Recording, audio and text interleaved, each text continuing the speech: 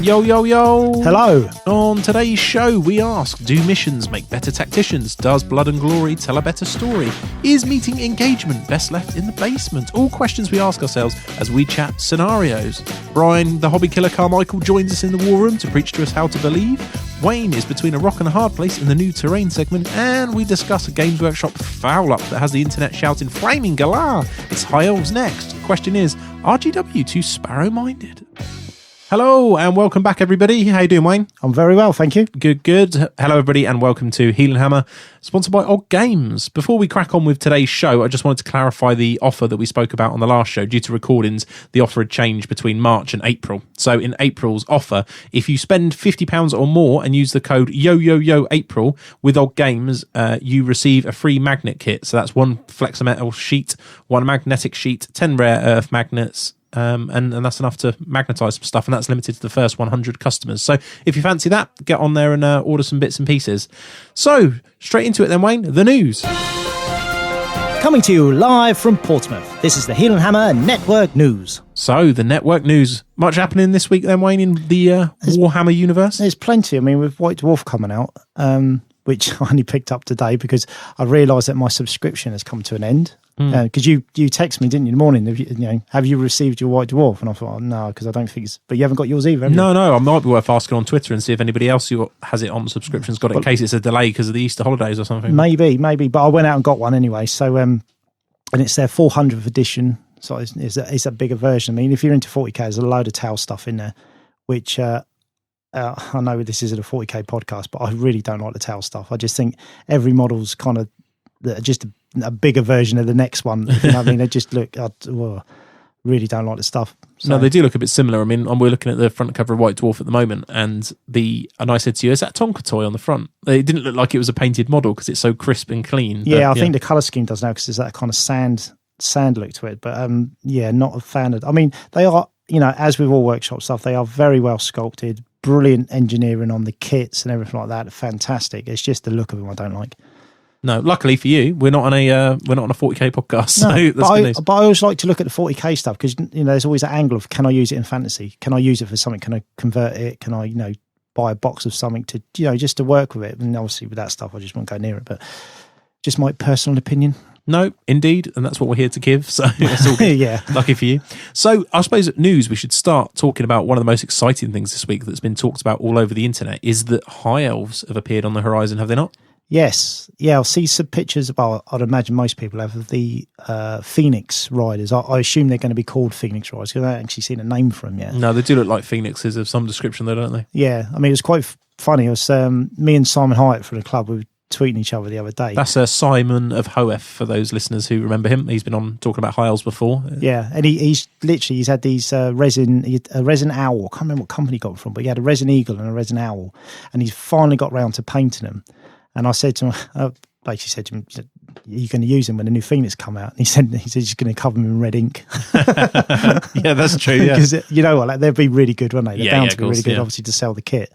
Some listener pointed out, though, that was a good point, is that hopefully it's not another character mount, because they've got plenty of interesting character mounts with dragons and different stages. Yeah, it needs to be a unit. I mean, I agree. I think it's going to be both, because looking at the pictures, I saw one there was a character mounted on one, and I saw one that was just on its own.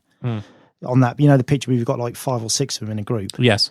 So I think they're going to be like a chariot. I think it's going to be, it's a unit choice, but you can use it as a character mount.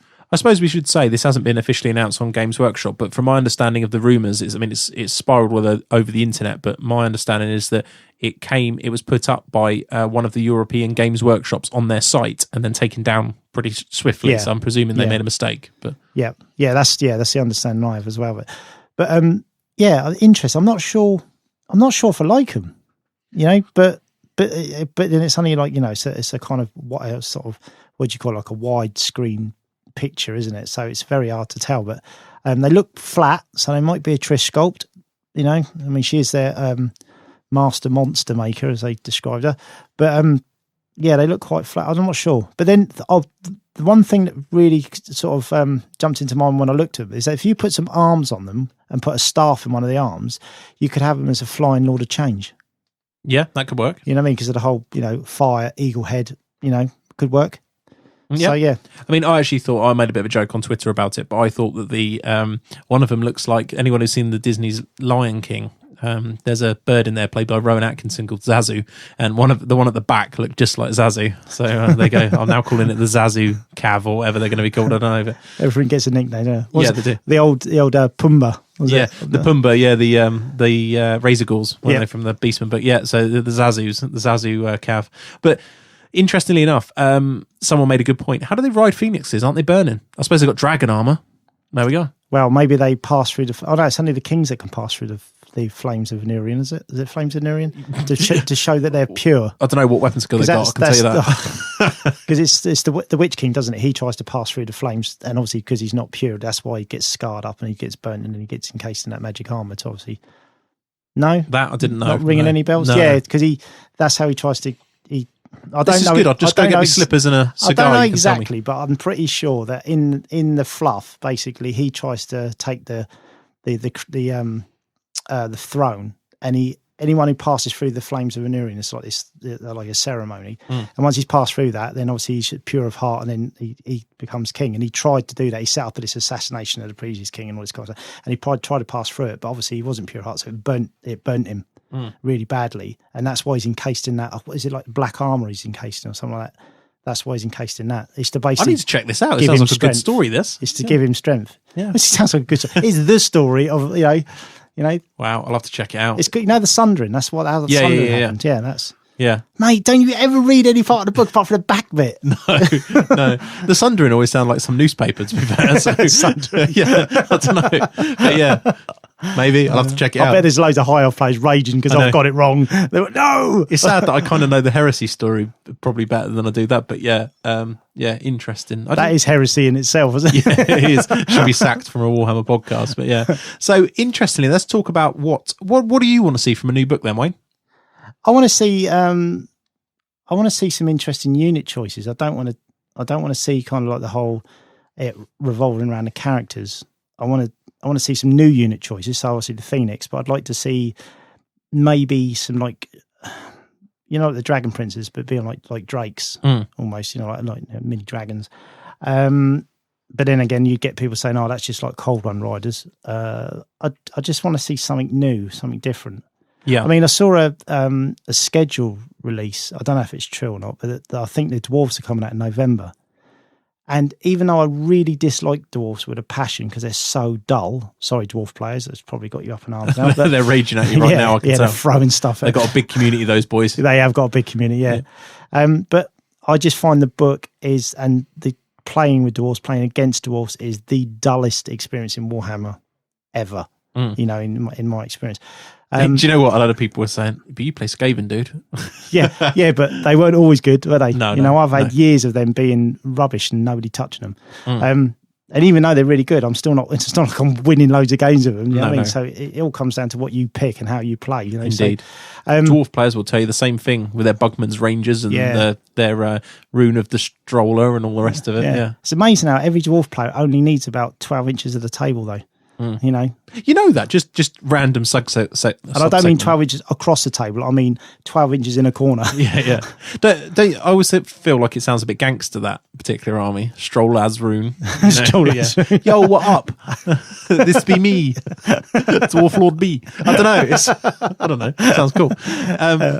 Anyway, that aside. I want to see them get some more dynamic troop choices. I mean, I'd like to see them get. I've got this thing that I really would love them to see. Like, there's some really old artwork of dwarfs, and it was a I can't remember who the artist was, but it was it was a mine. It was a picture of a mine, and there's all these dwarfs working, and they had these massive, like, giant stag beetles, which were pulling these carts down these tracks for the mining. And I'd love to see stag beetle cavalry, dwarf stag beetle cavalry. I remember you talking about this before. Yeah, something like that. Something that gives dwarfs the option to actually come and fight you. I mean, every now and again, you'll get a dwarf player who will, and I have played them in the past, where they don't go for the typical army and they'll come out and they'll play you. Yeah. And they know they're on a hiding, but they'll give you a game. And it is obviously it's harder for them because obviously the army doesn't work like that. But I want to see something coming into the army that gives you the option to do something different. Because when you play the standard build for dwarfs, no, hard work.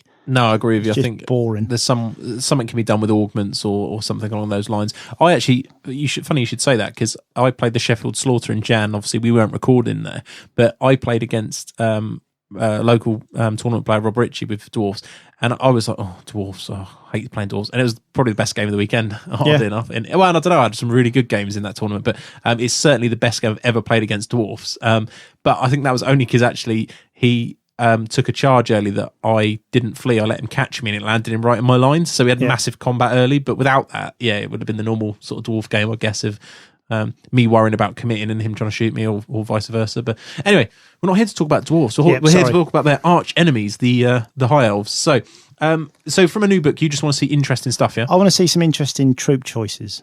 I really like the Demon book because they've kind of had that release of models, and then obviously they've added some new units in like, they have that kind of pamphlet release. Yes. And then they've added some more now. Whereas before it was very hard to do a mono god list because you didn't really have that many choices. No. Whereas now with just a couple of extras, suddenly it gives you the option to do stuff like that. And it's kind of the only reason you take a BSB. Well, because a lot of the time I've been playing BSB in the army, and most of the time you can't. You mean in the demons? Yeah, in the demons, because you can't use it. But I found now where they've got the extra troop choices in there, it just makes the list so much more interesting, and it makes, you can do lots of things with the book, with the list. So I'd like to see that in High Elves. I'd like to see that, so you can actually theme arms.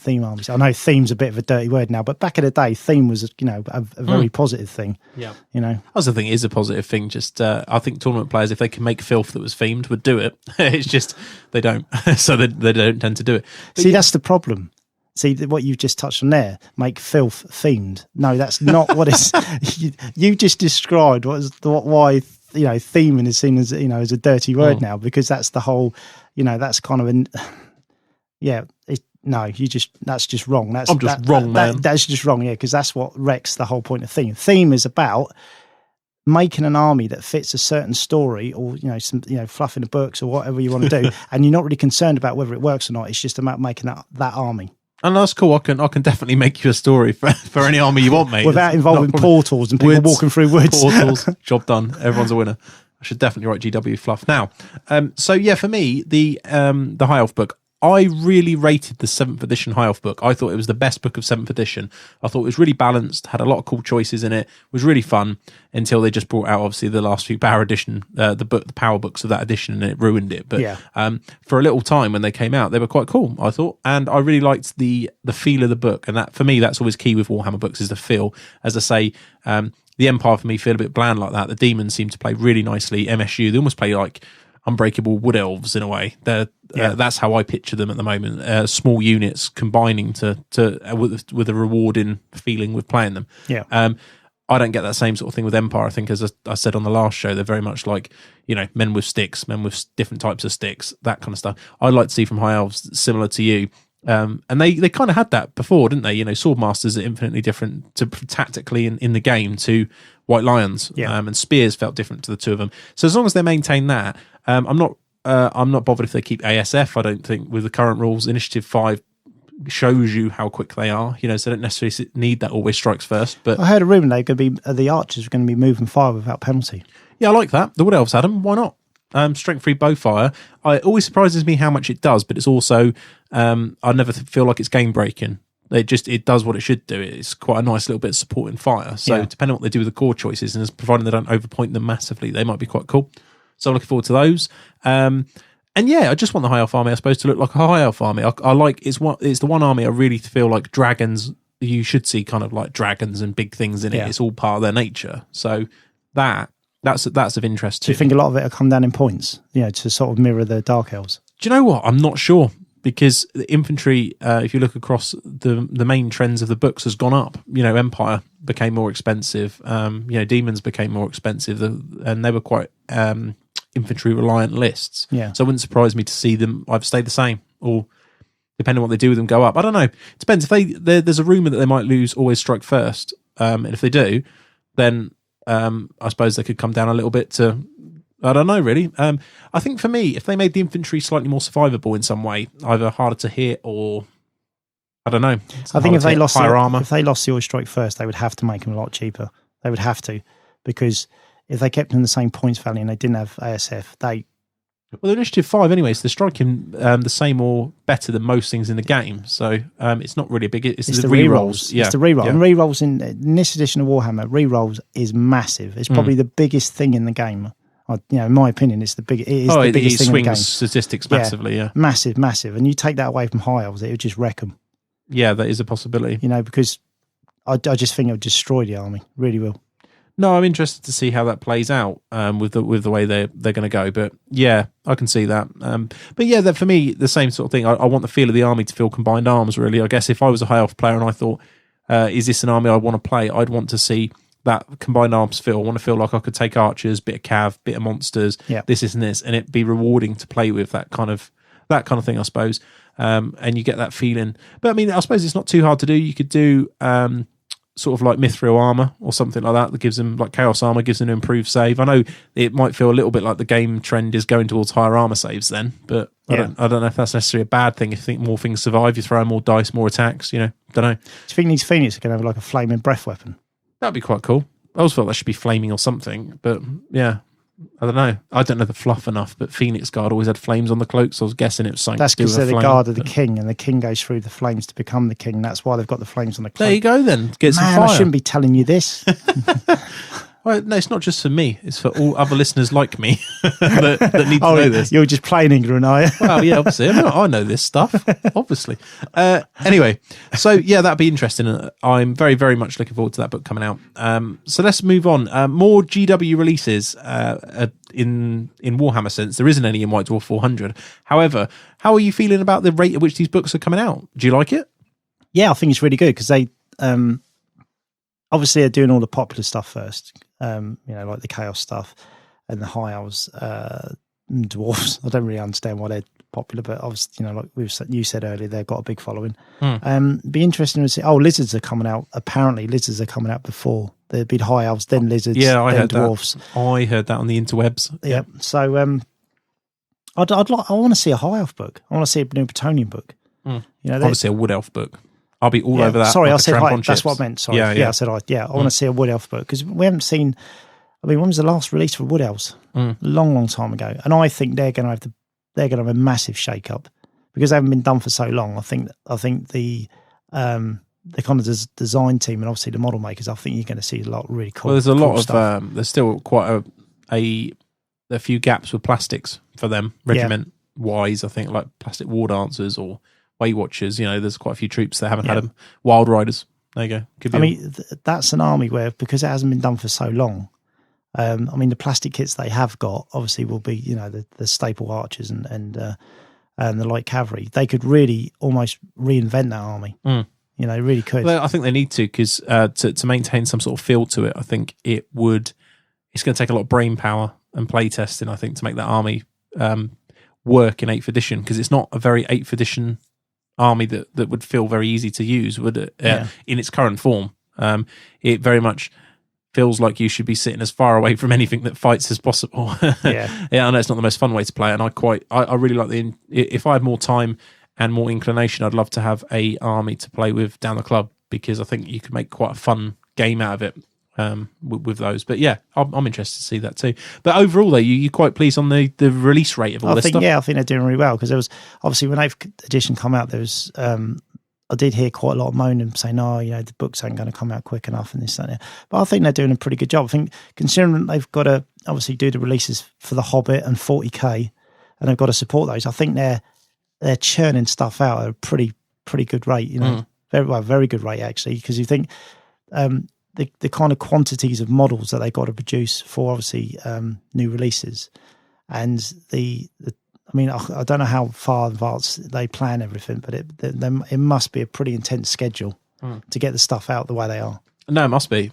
From my point of view, I actually think that it's the best. I think I've said this repeatedly for 8th edition, but I do feel like Warhammer's in the best place it's ever been. I think people look back sometimes with rose-tinted glasses. You think. We've got relatively few questions these days. Don't get me wrong. The Demon Book, I think, went back a little bit as we discussed with regards to clarity of some of the rules that could have been written in it. But overall, 8th edition Warhammer has got so many less queries, I think, than say fifth. I mean, those of you who played tournaments during fifth edition will know that, we used to have official documents from sort of the unofficial governing body, the Warhammer Players Society, because you needed them. I mean, the South Coast GT, we've had a few, but really you could play the tournament without them and it wouldn't make a massive difference. So I think the single biggest influence on the rules being clean, like you said now, is probably the tournament scene. Because obviously tournament players want it clear cut. They want it, black and white, absolutely clear cut. And I think because the tournament scene throughout the world is getting bigger and bigger and more people are getting into it, I think the demand for the clear cut rules has come from that. Because if, let's just say there wasn't a tournament scene and it was all like, just club gamers and garage gamers and all that kind of stuff, I think it would still be the way it was. Because there wouldn't be that kind of big demand for cleaning stuff up. I suppose the feedback mechanism's a bit more. Yeah, I think from the tournament scene, the feedback is very much like because you think like most of the players, tournament players. I mean, they've got a good playtest group now. When you see in the books, I mean, some of the guys we know, and they're good players. And they know what questions to ask, and I'd imagine the input that they put in is very, very good. Obviously, whether it's listened to or not, that's another question. But I would imagine that the biggest influence would be the tournament scene because there's a need for it to be clear. Yeah. Whereas if you're just playing, think back in the early days when you're just club gaming, and you come up with a quirky rule, you'll just sort it out amongst yourselves. As Jervis Johnson's always saying, roll the dice on it, or just come up with a club rule, or just sort it out. You're all adults, just sort it. Come to some conclusion. It's not such a big deal. But in tournaments, you can't do that. No, I agree with you. So I guess we better move on. That's pretty much the news this week. Anything else you want to talk about with the news? No, I think we've covered what we need to do. I do. Okay, on with the topic of the day.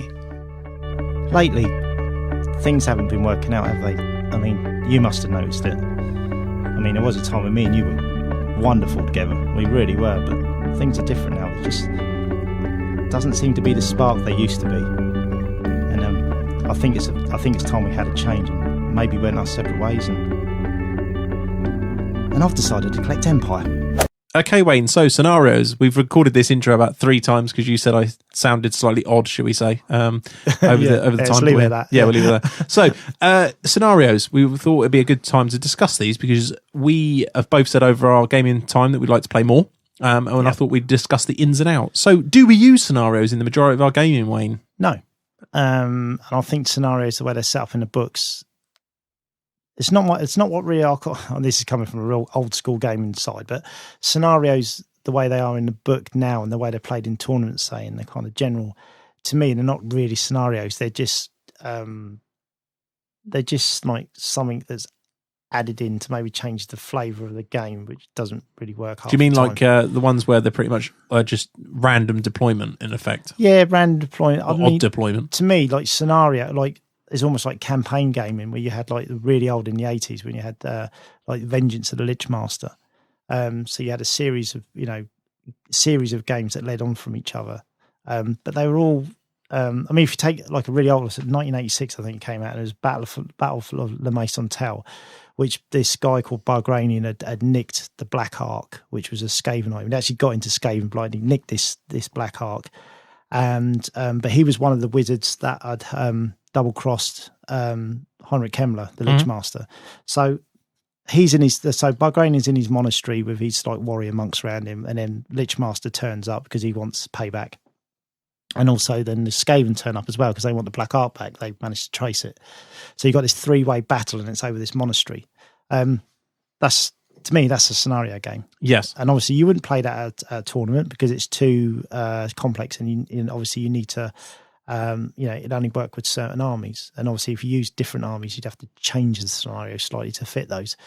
But to me, that's a scenario game. That's full on. You're playing that whole, there's a reason for that game and it's structured around that reason. I think I agree with that. If you and me decided, or you and I decided that we were going to go and play a game tomorrow, which we agreed was going to be a scenario, I wouldn't pick Dawn Attack or Meet and Engagement, or any of the ones that are basically just pitch battle with a random deployment. I would pick something like Watchtower. This is just going from the ones out of the book.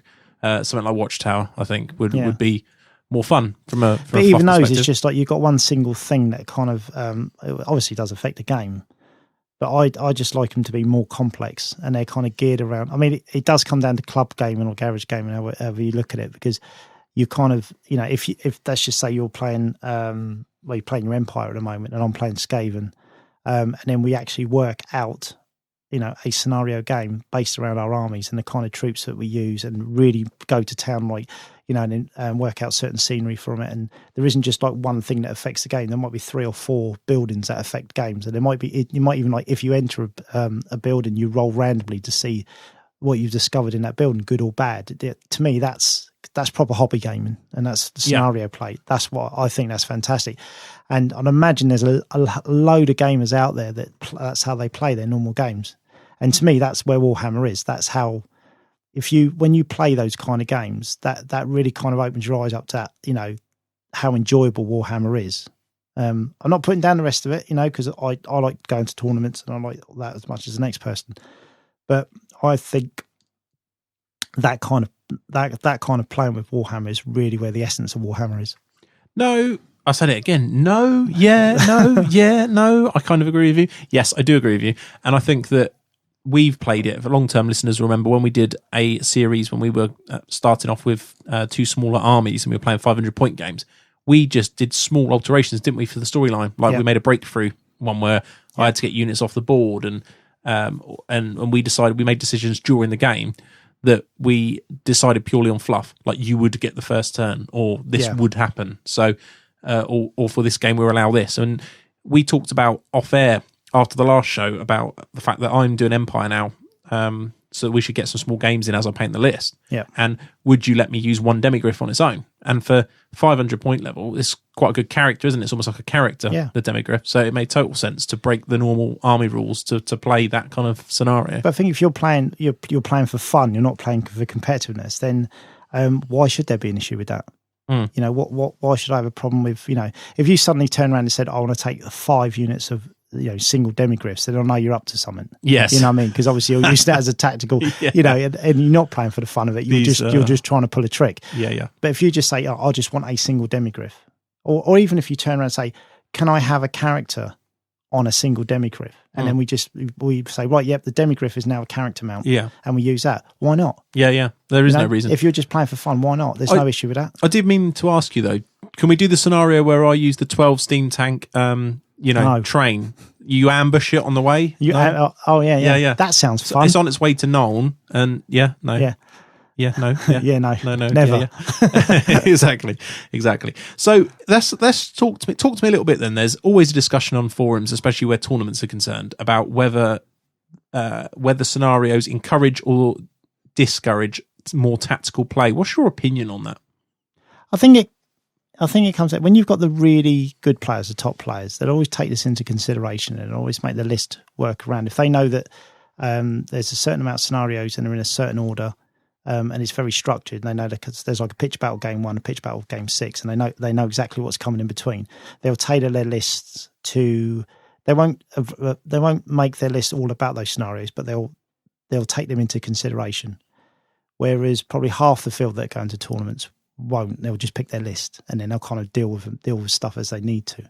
So I think, trying to answer you, I think the top players will always, and that's why they're top players. They take these things into consideration. They work around it, and obviously, and sometimes if they can give themselves an advantage by clever list management, they will. Do you think though that inherently the game is more tactical because you're playing for an objective? Do you think it adds a layer, or do you think it doesn't matter? Sometimes I think it just makes the good players better, because when they're good players and they're good tactically and they make sound decisions in general, when you stick, say, like in Watchtower or something, you're playing for that, then it just, what it does, it highlights how good they are. When you've got your average players and you're playing for a specific point in the table, the good players will, they will show you how good they really are. That's the only thing. If you've got 2 average players playing each other, then because it's always a bit of fun, because you'll always get one of them that will do something random that shouldn't work and then he pulls it off.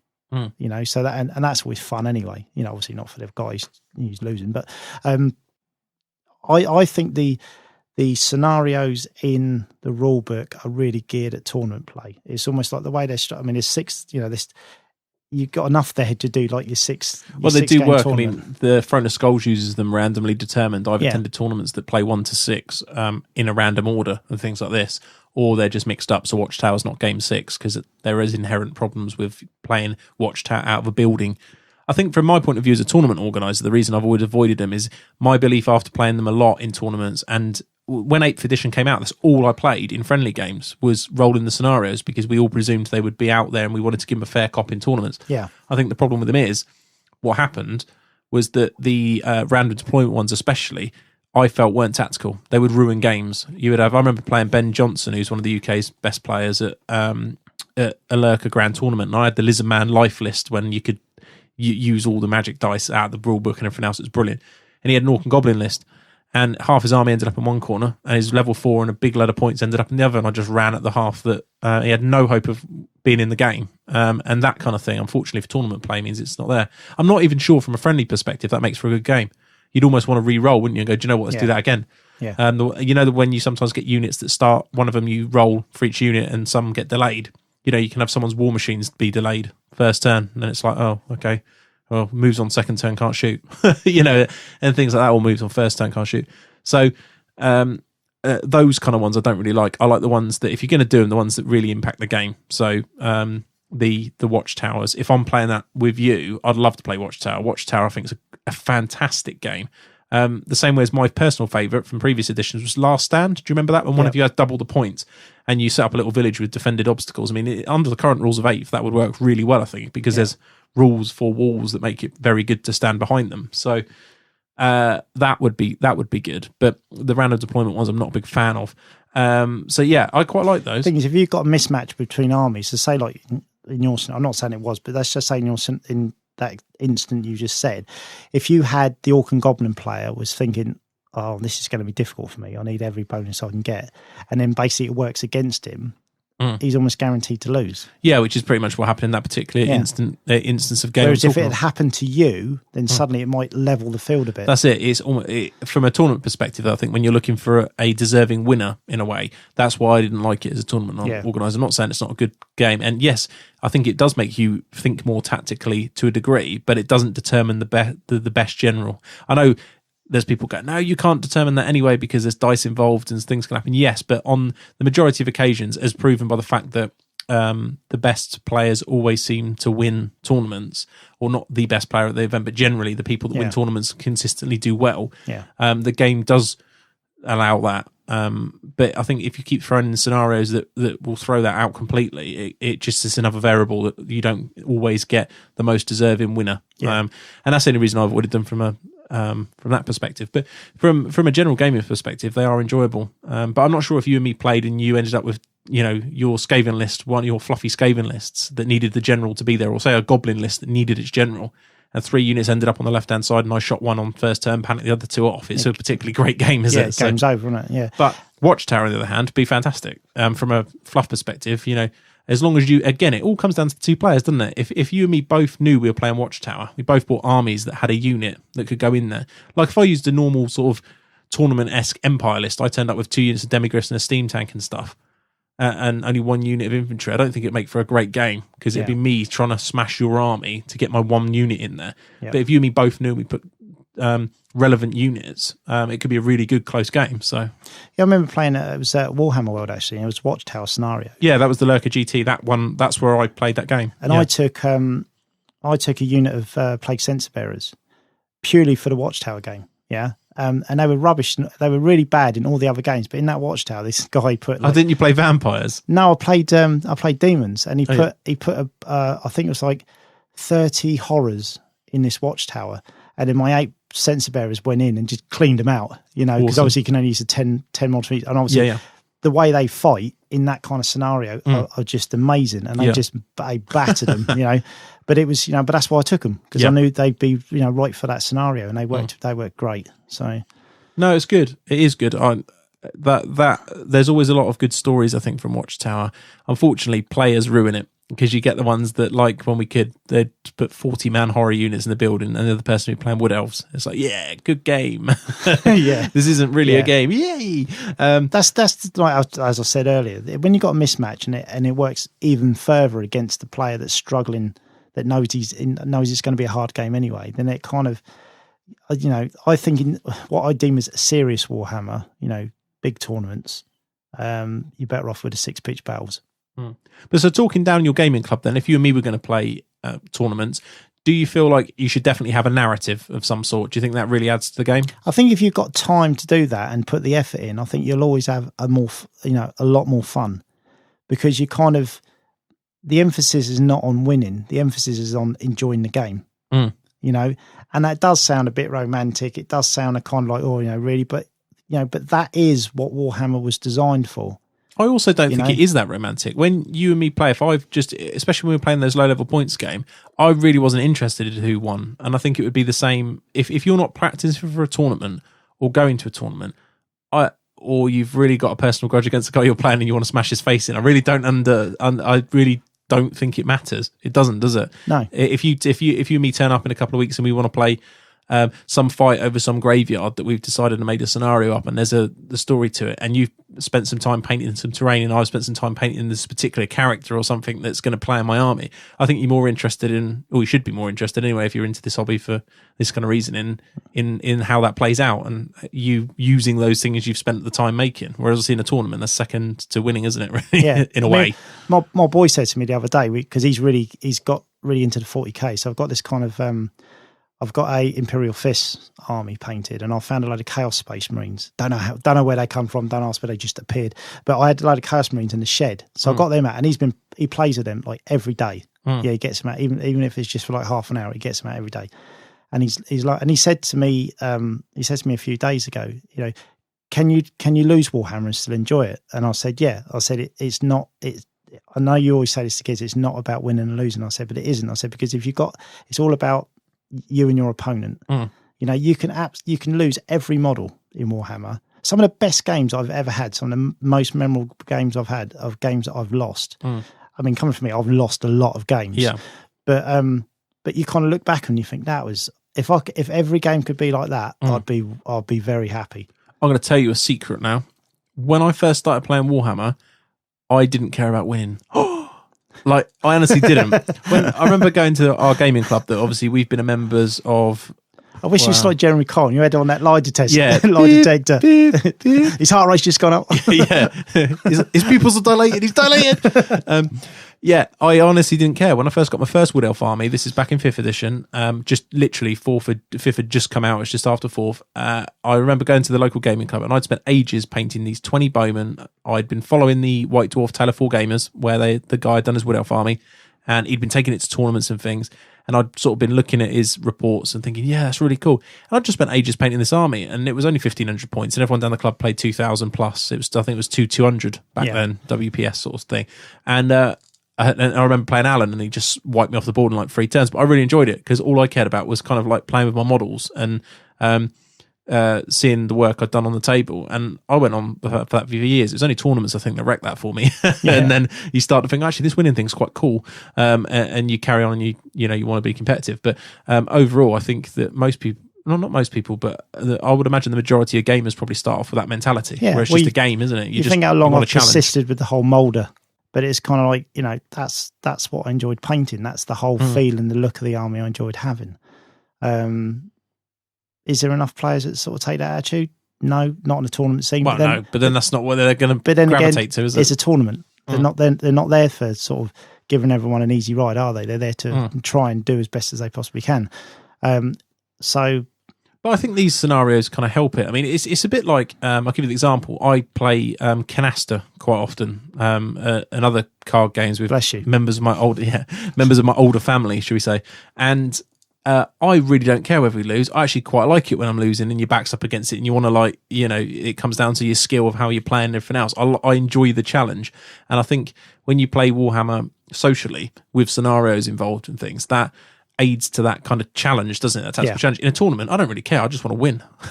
No, I don't mean like at any cost. I mean, if the person turns up and they've got a ridiculously weak army, and you know you're going to get 20-0, happy days. I'll go to the bar early and get myself a tea and have a sit down and take my 20 points, and I wouldn't be bothered. But at a club, I wouldn't want that. I'd want a two-way close game with loads of stuff dying and big combats and talking points. Well, and things. At the club, it's almost a waste of time, isn't it? It's a waste of, we're both married, both got kids. When you go to the club, you want to make the most of it. You don't want to miss either way. I mean, you don't want to play someone that you know you're going to get smashed off the table in 3 turns, because it's like, well, I've just wasted my evening. Yes, I don't get to go here every week. No, and it's kind of precious. Going to the club is kind of precious. So you want to make the most of it. Well, it's like when you and me had played before. I stopped a long time ago using lizard lists that were really competitive, because it didn't really create a game for either of us, did it? So, and I have much more fun using the one of everything list, where I take one unit of everything, or no slan, or really tall down slan, even though it's still really good, and had more fun doing that. So I think that's the way forward for social games. And it's also level of play, because when we play each other, you are, one of the top players in the country, whereas I am, just like nowhere. So you kind of, sometimes you've got to I've got to kind of make my army harder, and you've got to deliberately make your army weaker, just to, even though there might be a mismatch in the strengths of the armies, but the playability will level that out, the playing ability, so sometimes that's a good idea. I think that's always a good idea, because you try to create, I know the point system is there to create make the armies level, but but as we all know, that's not the case at all. But no, it's a little bit like if we were playing next week, I would say, let's do a scenario game. We'll play Watchtower, or we'll play, we'll talk about it in a minute, but, something out of like the Badlands source book that they released, or something like that. Yeah. We'll do this, and we'll agree to take something, and I will take something, knowing what you'll take. I'll probably ask you what you would take, and I would pick something that I think will produce a good game, because exactly the same reason you're saying is people like us that are time limited, you come round, you set up, you chat, it's a lot of effort.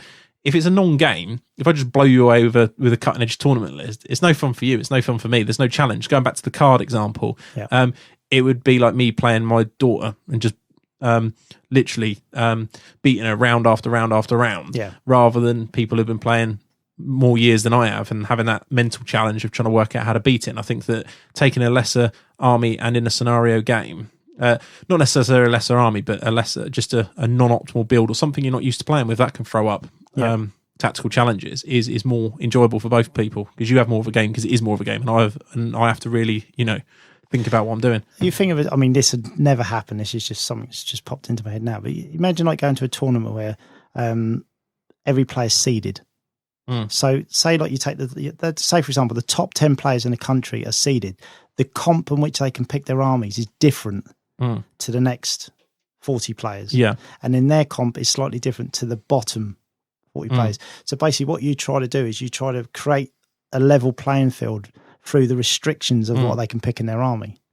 Yeah, it would be quite fun for everybody. Yeah. But yeah, we're going to going on to scenarios, but before we started recording, the Battle for Le Maison Tell, the original, not the revamped one they did in White Dwarf a couple of years ago. They've done it a couple of times actually in White Dwarf. Yeah, but the original 1986 one, I'm going to build an abbey, a small house, small abbey, and we are going to do, because you've got undead, haven't you? I've got the scheme, obviously. I can do that. I'm going to scratch build. So I'm really into doing the scenery at the moment, because we're doing the scenery for the South Coast GT.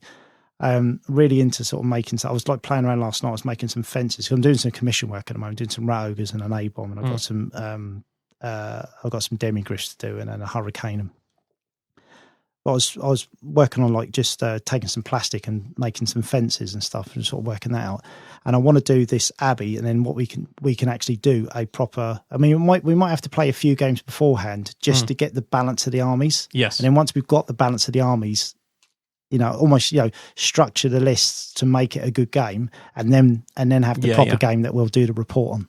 Which is pretty much how they run White Dwarf battle reports, isn't it? They do a mock-up or two, test game, see how it runs. It is the way to do it, because you kind of play it a few times, and then once you get the kind of subtleties of it, and then you tone the armies down to suit. I was thinking about even doing it in a really old school way, where, really old Warhammer, where you kind of a large unit was 20 models. Yes, kind of doing it that way. That'd be good. Well, impose our own unit count. Yeah, depending on the unit. So they're kind of you've still got the whole steadfast thing, but obviously they grind down a lot quicker, and it makes the game. You don't have 40 ghouls, unbreakable. Exactly. Because it does make it dull. So you kind of make them small units, because then every combat is like really, really important, and it moves a lot quicker, you know? Yeah. And I think it also depends on what type of army you're playing. If you're playing a predominantly slow moving infantry list, you don't want to be playing against like a Wood Elf army that wants to sit back at you know. And again, it comes back down to that balance between the two of you for the scenario. Yeah. But you might decide that, well, we've done it before, I think, haven't we? That if certain scenarios you're in a cave, you can't shoot the war machine, or you can't do this, or you can't, so it makes you don't take war machines, or you know, you wouldn't have this, you wouldn't have a doom wheel in the middle of a cave, or well, you might do, might have, but you know, that kind of thing. But that Blood in the Badlands was quite a good book for getting some ideas from, I thought, as well, and the back of the Warhammer rulebook as well. Yeah, I'd quite like to, obviously, you know, nick some ideas from there and there and everywhere, and maybe do like a series of, say, I don't know, 4 or 5 games that we could play. That was going to be my next question. Do you think linked games is the way to go with it? Yeah, I've always, you know, hopefully I've always said this, or kind of, you know, try to maintain that that's where Warhammer is. You know, if you're playing scenario games, linked games, campaign games, they are just really cool. As long as they're structured and they're balanced for both players' armies, you know, in mind, you'll always get a great game. You'll always come away from the table going, do you know what? That's what it's all about. That's Warhammer. Yeah. You know, to me, that is it. That's the essence of it. I also think those games, they should have an audience. I reckon you should get your mates around to watch as it's going, because I don't know about you, but the kind of games that always stick into my mind are the ones. South Coast Grand Tournament's a good example. You were playing Dave Hansen, who we must have on the show at some point. Oh, yeah. One of the locals. And there was like 10 people watching it and shouting abuse and stuff. And it's a bit like that down the club, isn't it? Sometimes where, depending on what's going on, there's banter going on, and it makes That's when I skitty-leaped my Grey Seer. Yeah. Skitty-leaped him out into what, you know, I saw as a safe area, but he was on his own, sort of looking at, so he gets about the Army General level 4 skitty-leaping behiing enemy lines. And then you started shouting at me. So I'm like, what are you doing? What are you doing? And I got away with it. I go, there you go. Yeah, played for. Yeah. But... yeah, I think a crowd helps sometimes with those kind of games. But for us, we've obviously... Let's just say you had Warhammer TV, right? And you had obviously there would be a certain audience that would enjoy the 2 top players playing a pitch battle, really, really hard lists, you know, like that. But then I think the audience would much prefer a heavily themed fun game where loads of different things can happen. I agree. And quirky stuff. I mean, you would watch it and it would be really entertaining. There's an idea for a YouTube video. Yeah. Yeah, definitely. So yes, I think that's the way forward. And there's quite a few resources. I mean, we haven't even mentioned Storm of Magic. Have you played Storm of Magic with me? I've played it a couple of times. But No, that's something I've never played it. Again, we probably need to play, because I think the magic gets a bit silly, and it definitely helps if you play bigger games, I think. But that's quite fun in a lot of ways with the scenario, and it's kind of it's a scenario, but again, you can adapt that. If you were going to play a really big, and what you're talking about with the special scenario with the Abbey and everything, it might be that we steal some of the rules from the fulcrums and things to use that. So it might be an idea that the monks, you know, Bargranian and the monks have that kind of magic setup, because obviously there's only going to be a handful of them, so they need something to sort of give them a bit more power and balance things out for them. That's it. Again, it's just another layer you can add on to the game. So I quite like the idea of the way that interacts, and also the monsters and things in there. For me, more than anything, it's a quirky, fun thing. If you just want to paint a one-off Trish model into your games, you can chuck one of those out there. So get on that. I'm sure. I've seen some other alternatives over the years. The WPS, the Warhammer Players Society, back in the early 2000s, late 90s, used to have scenario cards that were basically pitch battles, but you'd play cards, so it'd be like boggy ground and things like that. I mean, how did you find those? They were okay. I mean, they were a novelty at the time. I quite liked do you remember when they used to do, you had the card, but you didn't turn it over to the end. So your card might be kill the general, and their card might be secret missions, effectively. Yeah. So you played the game, and then obviously when you're working out, you turned your cards over, and you might have fulfilled your mission. Yeah. I always thought they were quirky, because they were quite good. They used that. I think it was the last Games Workshop final. The heats and the finals, and they had that, and that was really cool. I wouldn't say it's really in the same bracket as what I'd call scenarios, but secret mission cards were an interesting layer on top of it. So I remember playing Martin Furnival, and again, this is the bit where I thought, yes, okay, I get it. The best tactician can win on these games, because I was playing a Lizardman army, and I was playing Kairos Fate Weaver Demon army. Now, those of you that have got an interesting competitive list will know what that list was like in 7th. It was probably the best list in the game. It was Kairos Fate Weaver, 3 lots of Fleshhound, Skull Taker, the Blue Scribes, all the bits and pieces. And I was playing Martin Furnival, was a good friend of ours from the tournament scene, and he looked like he'd beat me, and I was sitting there poker face right to the end, and flipped over my card, and I had like Capture the Hill or something. I had he had Capture the Hill, and I had one skink on the hill that could contest, and that he hadn't killed, he hadn't thought about it, or he didn't know there was an FAQ, something similar that he hadn't seen, that only one model could contest it. And I'd got my mission, which was like kill something of his most expensive rare unit or something, and won me the game. And I was like, yes! And I was getting battered, but I just played for the scenario. So I do think they... Did he smile at you and say, well played, Dan? No, he went to find the ref to check the FAQ. But it was a really good game, and I think those kind of things do throw up some quirks, because you don't know, do you? You don't know if you've won until the end, and then you're like, there we go, look, I had that one. And they were quite cool, and you couldn't play them more than once in each game, so you would have one. So my one, say that I think it was kill more special and rare than of mine of his than mine, which I achieved, but I couldn't play that again. And then you'd have one that'd be like kill the general, and one would be get 3 units in your opponent's deployment zone, which was, you could only really play that on a game where you thought you were going to absolutely curb stomp the opponent. When you finished the game, did you hand that card in for that game? Yeah. What you would normally do is agree with your opponent, and you'd both tuck them under a wood or something on the board so that they're out your hand, so you couldn't blag at the end that you'd obviously had something else.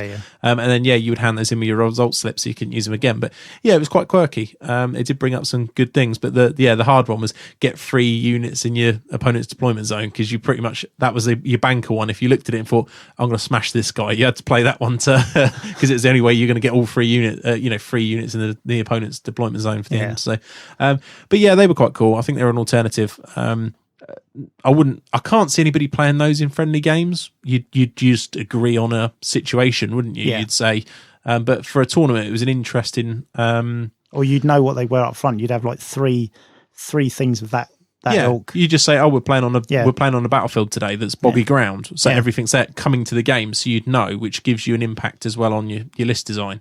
Because in the old days, the WPS card for boggy ground was horrendous, wasn't it? Wasn't it something like you couldn't charge, or you moved half, or something that killed Bretonnian armies? You were stuck in boggy ground, and it took you ages to get out of it. It was horrible, but the Games Workshop secret missions were more balanced than that. But I thought it was an interesting halfway house between tournament play and hobby play. You had this additional layer on that gave another tactical challenge to the game. It was quite a heavy weight of victory points as well, considering it was a win-loss draw system. So I quite like those as well. I mean, if you had, let's say you had a game where you had 3 major pieces of scenery, and each one of those pieces of scenery, if you captured them, were like an extra, let's just say an extra 300 points. I quite like that in the sense that you could be losing the game, and then you kind of throw your army into those, getting those objectives, and then suddenly that heroic kind of charge at the end, just throwing caution to the wind, gets you like a draw or minor win right at the end, even though your army's been smashed. I do like that. I do like that because I like situations that always allows the player to feel that he's still got a chance. No, that is something like that. A bit like Watchtower, I suppose. You throw your whole army away and you've got your 2 men heroically last standing. I think the problem is that the game's slightly imbalanced for that where building rules are concerned, and things that are unbreakable just have a great time in there, or stubborn, and it just becomes hard work, really, and list dependent again. But in terms of a good game, come up with, I mean, especially for a club game, you could come up with a rule that if you're fighting in a building, you can choose the type of building. You could say it was burnt, so no one can be, at the minute you're effectively stubborn in the building. You just go, well, because there's too many holes, it's a burnt down building, it's not structurally there, it's easy to force them out. You could take rules away, couldn't you? You could say nobody can be unbreakable in a building, nobody can be steadfast, not steadfast, but you take those rules away, so it is just a straight fight. Yeah, I think it'd be quite cool. Maybe you could do like the building units in the building take some sort of damage each turn to stop big units dominating the thing. I know that small units arguably would have a harder time, but then you could just keep cycling them. You could build your list to lots of small units and cycle the units through. But I don't know. There's a few different quirks you could do. I mean, there's actually a piece of, isn't there a haunted mansion or something that does, I think, in the Warhammer rulebook that does damage to units around it with ghosts and things. So you could use that even at a basic level. The rules are there for it. You mean, imagine if you made it really complicated and you said, right, the Watchtower's got 2 floors. So you put a unit in, you go, right, that's going to the top floor. And then I put my unit in and I say, right, I'm on the bottom floor. So you got two units occupying the same, But it wasn't that long ago. And then another unit comes in and says, right, I'm going in. Right, I'm already on the bottom floor. Right, now I'm assaulting the top floor. Yeah. Well, it wasn't actually that many editions ago, was it? Where they suggested maybe using a cutaway piece for a building. I can't remember which edition it was, but I think they were talking about using either a map or a building that you could take the roof off, so you could put them inside. So it's not too bad. I mean, I remember one White Dwarf game actually where they had a Warhammer Quest game going along next to the board that influenced the way the battle was going on. Do you remember that? It was a Chaos Dwarf. I can't remember who was in the battle, but it was a Chaos Dwarf sort of mine area bit that they had, and I think you got the card sections with the White Dwarf that year. I must have to pull it off, and you had a Warhammer Quest game going on the side, and it influenced how the Warhammer game was going on. So I mean, you could even do stuff like that, but I mean that's extreme. But it doesn't take much to take a floor plan of a building, does it, and draw out what's going on inside the building at the same time as the game. So and work that out in the combat phase. You could do it multiple ways. So. But lots of layers you can put in. The other ones as well that used to be in a couple of tournaments. Do you remember the escort style ones? So you had to escort messengers and things off the board. Yeah, you had the 3 messengers and you had to get them off the table edge, I always thought they were quite cool. Again, army dependent, but it gave you something else to do. These little 3 men running around, and it was good when you knew up front and you could model your own little messengers. Yeah. They were quite good. It just made me laugh when you did, you literally are 1 turn away from getting all 3 off. And then you'd lose them all in that turn. Yeah, chain charge right down the side of all of them, Or they get shot off. It'd be one lone archer would just take them out. But things like that is quite cool. I mean, there's I think there's a scenario in the back of the Warhammer rulebook I've read, which was similar, where I think you have to escort Bugman's brew or something like that. It's a pony pulling a cart across a road. So there's quite a cool one in there. But lots of different ones. So, I mean, for me, have you got a favourite scenario over the years? I mean, is it the one you were talking about earlier? I mean, a Terror Lich Master. You had a pack with it called Terror Blood on the Streets, which was like just a pack of buildings, card buildings, so you could make up like real kind of heavy terrained areas. You had Rorke's, the famous battle Rorke's Drift, but you had Orcs Drift. So you had this last stand. That was really cool. I mean, I might be kind of looking at these obviously because the game was, it was, compared to what it is now, it was quite basic.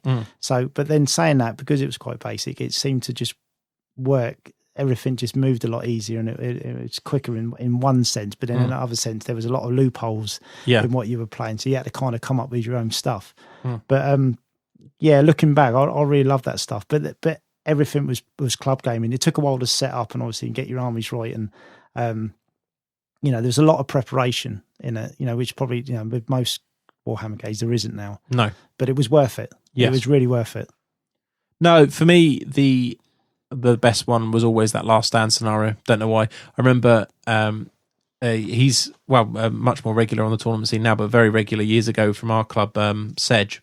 Yeah. And I remember playing him down the club, and I had Wood Elves, and I had the 3,000 points, whatever it was, and he had half the points value of Bretonians, and he ran over me and wiped me out. I was like, that was rubbish. But it was one of those lists I just couldn't get my head around how to deal. But so you can even get quirky stories out of that. And as I say, that game probably took place, I don't know, 13 years ago, probably. It was probably in the 2000 if I was playing 5th edition Wood Elves.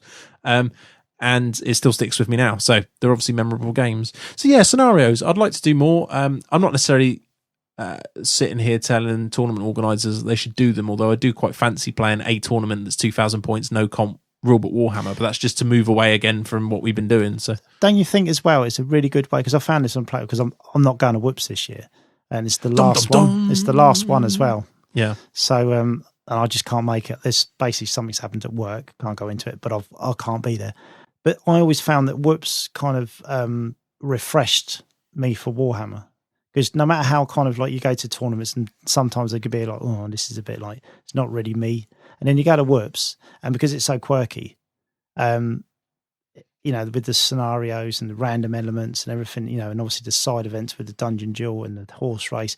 And then I'd always come away from Whoops and be like, do you know what? I felt like I've had my batteries recharged for playing Warhammer, because that's kind of what it's all about for me. And it was really, really good fun.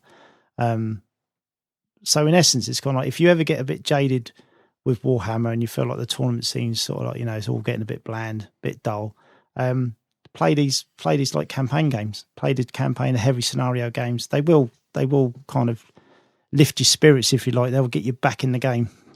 I think that's a nice way to end that segment, Wayne. Actually, I was going to bring up another point about whether it was a good thing and how much you have random elements to scenarios, but I think we can leave that for another day. So, like it. So, scenarios we like. The Ghost Fence. And we're back. So, the Ghost Fence, Wayne. Now, this is a new segment for listeners, and this is where we talk about terrain that we've made. Now, it's a little bit tongue-in-cheek because everybody knows the Ghost Fence is the best piece of kit in the Warhammer rulebook in terms of terrain, but it's also long-term listeners will know that I've got a very famous fence that I made that still sits pride of place in my cabinet. I was very proud of my fence. Your only piece of scenery. My only piece of terrain that I've made in recent times. So, Wayne, you've been making more than fence, though, haven't you?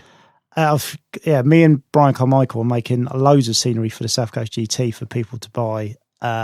Actually, on the Friday, Saturday, Sunday, whenever they want to. We made loads of stuff: hills, buildings, woods, all sorts. But we've been using this really dense. I can't think of the proper name for it. It's a very dense. Imagine like polystyrene, but very dense. So it's quite hard. Insulation board. It's it's an insulation board. But it's very, very, very dense foam. And Brian made all the hills. So he bought a load of these boards, cut them up into sections. But obviously when he cut the shape of the hills, there was a load of corner sections left over. So he bagged those all up, gave them to me. And then what I did was I shaped, took obviously a sharp knife, a craft knife, and I shaped all these corner bits, these triangular bits, into jagged rocks. And I took a load of blank CDs and I mounted about sort of on average 3 of them onto that. PVA'd it again and put some really fine sand, almost like sort of play pit sand, put that over just to give it a bit of texture, and then sprayed them grey, sort of darkish, sort of kind of grey primer like you get from Halfords or something, any sort of like car body shop. Did that, and then I dry brushed them with a almost white grey emulsion paint, which is just a tester pot, because you buy those and they last for ages. And I dry brushed them with that, and then I put a load of static grass around the bottom.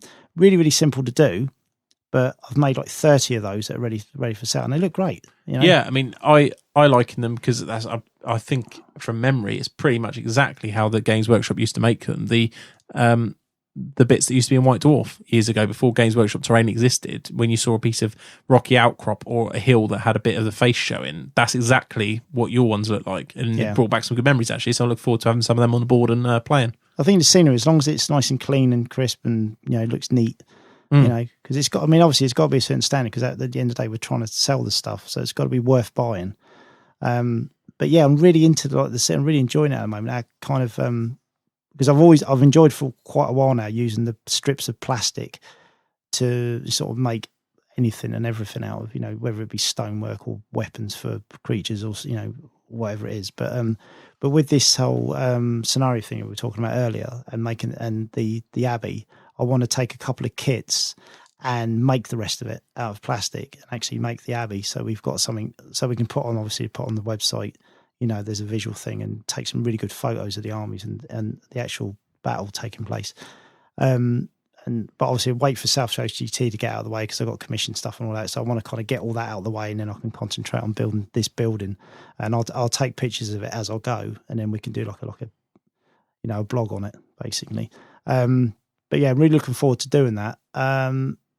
So what I found is as well, you can use so many things for scenery that, if you look at from a 40k perspective, you can take old containers, bottles, lids of stuff. Once it's put together in a random sort of way, and pipes and stuff, and then you spray it all silver, dry brush it all, and then put some bases around it. It just looks almost like generators and stuff like that. And you can do a lot of the stuff with fancy, because this dense foam. Don't chuck any of it away, because if you shape it and put it together as rock formations, you can make cave entrances, still be impassable terrain, but instead of just look like jagged rocks, you can have the Warhammer Quest arch in the front of it for Start Games Workshop. Back to that, used to have a piece that I loved that looked like that. You've still got one of those, haven't you? It's got the archway over it, and you've got the sort of gargoyles on the end. Yeah, I've got plenty of those actually, because I've got Warhammer Quest in the loft. But Yeah, and I remember a Games Workshop piece they did that used to be in their White Dwarf, and it was exactly that little hill with the front on. Yeah, so you could do it like an entrance to a dwarf hold or something, that kind of thing. Or you do it kind of battered where the doors are kind of hanging off, and then you put some Skaven marks around it, so it looks like, a Skaven hold. Or do a round one, it'd be like a Hobbit hole. Yeah. Or like Ben and Holly's Little Kingdom, for those of you with kids. There you go, yeah. Where Gaston lives. Did you see the one where they ripped off Lord of the Rings? No, I have not seen this. Oh, man. We'll have to talk about this off camera. Right, sorry, yeah. I was just about to go into one then. Off mic, yeah. Ben and Holly's Little Kingdom. If you haven't seen it, British child's TV programme. Fantastic programme. It's brilliant. Yeah. So anyway. That's how we've got kids. Yeah. Impassable terrain then. So yeah, you've done that and you're loving it. How did you, I know you probably mentioned it, but just to clarify, because you did this by mistake as well, didn't you? How did you stop when you sprayed it, how did you stop the spray melting the foam? Yes. I had a similar thing when I made some walls and I wrecked them. What you do is you obviously double coat it with PVA. Once you've double coated it with PVA, they're fine. That's why I did the whole watered down PVA, and then when I did the second coat, that's when I put the sand on for the texture. One water coat on, leave it to dry. Yep. 24 hours or whatever. Yep. And then come back and do another one. And then where did you put the textured stuff on, or is the second coat got textured in it? The second coat was when I sprinkled the sand. You literally just sprinkle the sand on, and obviously that texture. So that adds another layer as well. Mm-hmm. So that creates a seal, and then obviously when you spray it, the spray's hitting the PVA, not the foam. So that's that. Yeah, that's how it works. And definitely, if you're going to make loads of them, you got. I mean, you can. I mean, if you're making individual bits, then you can just do it with emulsion paint. You can hand paint. Yeah, because obviously it's not an issue then. Yeah. But because we're making large volumes of stuff, we had to do it quick. So what? When you did the sand and you put it on, what was the ratio of water to PVA? The first one I did was 50-50. And then when I did the second one, I think it was the PVA was slightly thicker because I wanted the sand to embed into the PVA, so it was kind of textured, but it wasn't too. Like you have a base where it's quite sandy. Yes, I wanted it just the texture there. I wanted it to kind of sink into the glue. So yeah, I mean you've got two layers on there, so it easily bonds it. And then I've made sort of some of my terrain that I'd already done. When I went on that terrain kick and I made towers and all sorts like that. I mean that's going to be for sale as well because I want to do a whole nother set of terrain. But yeah, I must say really enjoying that because the painting style is different as well. It's kind of it's a very quick painting style to get a really good effect. Like all the stonework is literally that grey with a dry brush, but once you put the flock on and added a few little bits and bobs, it looks really good with not a great deal of effort. So really enjoying that at the moment. I think sometimes it's a really good break from painting armies as well, because when you've got that, if you're trying to paint armies to a decent standard and you've got that kind of intense, just fun, and almost messy, it's almost like child's play compared to the armies you're doing, but really, really good fun. So I've got boxes. I did, the craters, the 40k craters. I painted a load of those up, but I wanted the water effects. Played around with the water effects, but it's very thin, and to get the kind of depth of it, it'd take ages. So what I did, I went to Halfords again, and they do fiberglass kits. But all I bought was the resin and the hardener. And then what I've done is I've mixed a load of that up, and then I've poured it into the craters. Now, I made the mistake of pouring it too thick, so it's taken about a week, and I didn't quite put enough hardener in, so it's taken about a week for these things to go off.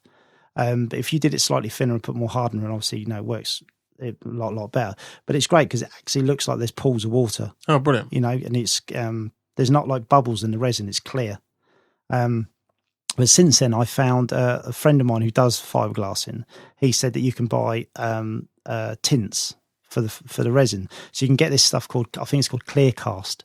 So it's completely clear resin. Obviously, it goes rock hard, and they use it for making like clear paperweights and stuff like that. But you can add, the color swatch of the different colors you can add to it. So if you wanted kind of like, say, like you want to do a Zench army, so but you wanted the pools to be kind of pink or blue, or you can do that. You can color it, So Brilliant. It's a really, really good way. I mean, obviously you've got the resin smell, which goes eventually, but if you want that depth, the water depth of it, I think that's definitely the way to go.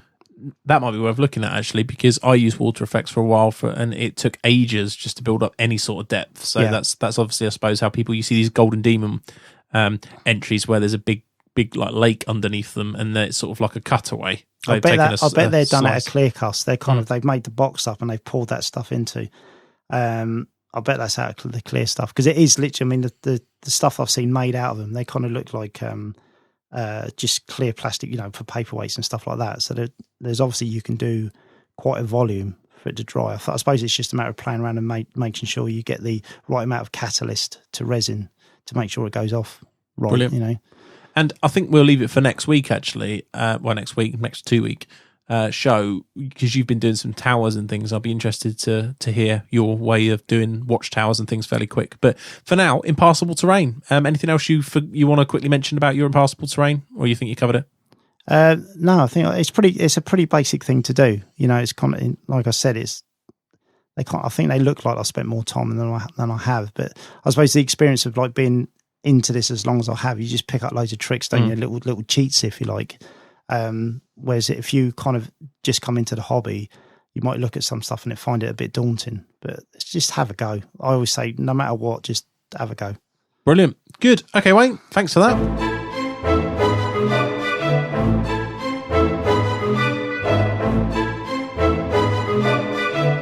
This is the War Room. Okay, so on the War Room today, we're joined by a man who's been on the show before and regular listeners will know well, Brian, the Hobby Killer Carmichael. Welcome to the show, mate. Hello, good to be back. Good. Now, I've brought you in today because I want to talk to you, and I thought you'd be very good at this in particular because of the way you play Warhammer, which is about the trade-off. Yep. And it's something I talk to players about quite a lot of events. They often ask about they can't kind of see the way to push their game, and they get small wins all the time. And I think the main thing is you have to start to understand in some matches you have to trade off. So I think when you start off in the game and you start off in tournaments, a lot of the time you think, okay, well, I just don't want to lose anything. But that's not really the way to get big wins a lot of the time. It's that trade-off of, well, okay, well, you lose a unit that's, say, 100 points, but they lose one that's 300, and it's trying to get up on that, and that gives you enough to then use your advantage of their unit not being there to get the bigger win. Now, you play a very certain style of Warhammer that we like to call in our little gaming group Believe Warhammer, don't we? Which is pretty much gung-ho, go for it, all up in your grill. Your lists tend to min-max the best thing that does one particular type of thing, and that's the theme. So currently you're running a Warriors of Chaos list. Do you want to tell us a bit about that? Yeah. It kind of breaks the theme because usually I have 3 of everything, but it just didn't fit in this time round. So the theme of the list is very aggressive. It's got a level 4 on Nurgle, mounted BSB. The level 4's mounted as well. They've been in a big unit of Nurgle Knights, not really to do any fighting, but as a sort of points denial, move around because the army's very mobile, so they need their leadership in lots of different places. Throg and 2 units of Trolls, an 8 and a 7. They're very aggressive. They've got extra hand weapons, very cheap in the new book, and they deal with the problem that the Warriors army tends to have, which is dealing with armor. So they're very good at that. And then 2 units of Skull Crushers and 2 units of 5 Warhounds. Nice. So very fast list. Symmetrical, kind of tends to deploy in a fairly standard way. And it's all built around the theme. And I think sort of jumping back a bit, you sort of saying people at tournaments are afraid. I think people kind of go through a cycle, which is they turn up at a tournament, it's a completely different level of gaming to they're generally used to playing. They play really aggressively and get beaten. So the next tournament they go to, they think, well, I don't want to get beaten every game. So they play very defensively. And then it's kind of ratcheting that back up, that aggression back up. And as you say, it's really about understanding the trade. And there are some units, for example, taking the list that I'm playing, if I play a high elf list that I've been running with 2 units of White Lions, the White Lions will pretty much take off most units quite quickly, but there won't be much of them left. So, that's a good example of you have to put something in, lose that unit or a lot of that unit to decimate the White Lions so something else can come in and take them out. And do you think, therefore, when you plan that, you need to plan how many turns it's going to take you to get across the board? And because there's no point sending in your first sort of unit that you want to deplete the White Lions on turn 4, say, or 5, because you might not get there to follow up and push the advantage. Is that right? Yeah, absolutely. You've got to be putting pressure on turn 2. If you're going to play aggressively, that's kind of what you need to do. You need to, and I think it's something I picked up from you a long time ago. Having different movement rates in your army is a massive thing.